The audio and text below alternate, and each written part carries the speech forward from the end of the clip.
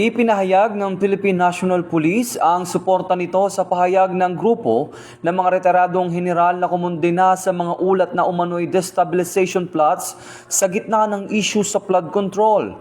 Sa kanilang pahayag nitong weekend, binigyan din ng Association of Generals and Flag Officers o AGPO, samahan ng mga retiradong opisyal ng AFP at PNP na dapat manatiling tapat ang mga aktibo at retiradong uniform personnel sa konstitusyon.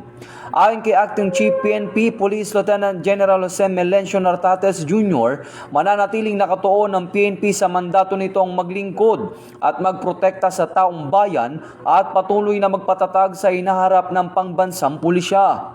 Noong November 14, ayon sa Armed Forces of the Philippines, na nire-review nito ang kumakalat na listahan online na umano'y naglalaman ng pangalan ng mga opisyal ng pamahalaan at militar na may sangkot sa destabilization plot. Itong bagong PNP para sa bagong Pilipinas, serbisyong mabilis, tapat at nararamdaman.